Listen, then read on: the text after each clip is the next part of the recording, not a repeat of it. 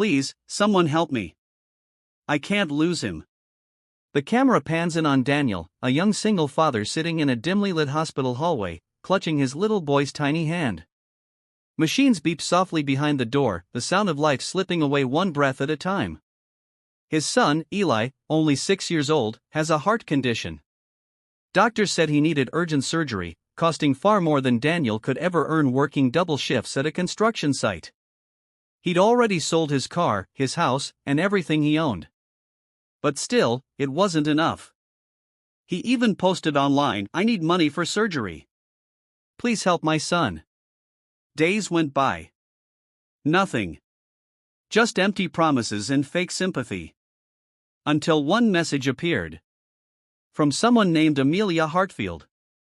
A millionaire woman, paralyzed from the waist down after a car accident 2 years earlier. The world saw her as cold, bitter, and detached, a woman trapped in wealth and loneliness. Her message was short, almost emotionless.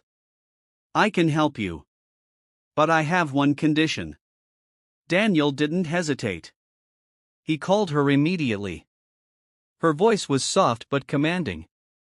"I'll pay for your son's surgery, if you agree to marry me." He froze. "What? Why me?" She sighed. "Because the man who ruined my life, my ex-fiancé, said no one could ever love a broken woman like me. I want to prove him wrong. You need money, I need a husband. It's a business deal, nothing more." Daniel's pride screamed no. But his son's life whispered yes. Tears filled his eyes as he looked at Eli, sleeping peacefully with wires around his chest. "I'll do it," he whispered.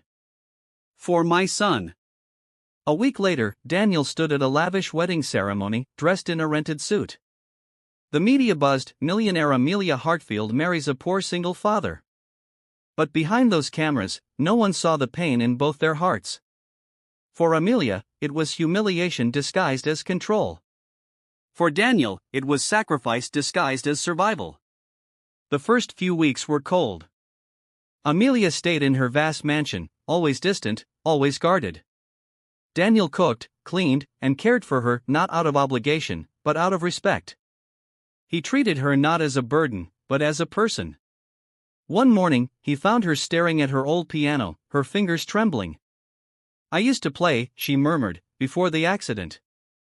He smiled gently. "Then play again." I can't even move my legs, Daniel," she snapped, tears filling her eyes. He didn't respond with pity, he simply sat beside her, lifted her hands to the keys, and said, "Then let your heart play." And for the first time in 2 years, music filled the house again. Over time, something unexpected happened. The woman who bought his hand began to steal his heart. And the man who married for money began to teach her how to live again. Eli, after a successful surgery funded by Amelia, adored her. He'd roll her wheelchair out to the garden every morning, saying, "Come on, Mom. You gotta see the sunshine." Mom. The word shattered her walls. One night, as rain poured outside, Amelia found Daniel in the kitchen, staring at bills. She touched his arm. "You don't have to worry anymore. I've taken care of everything." He looked at her, guilt clouding his eyes. "I can't pay you back for what you've done." "You already have," she whispered. "You gave me a family." Months turned into a year. What began as a deal turned into devotion. Amelia learned to smile again, to laugh, to live. Daniel learned that love isn't about perfection, it's about healing together. But the world didn't stop testing them.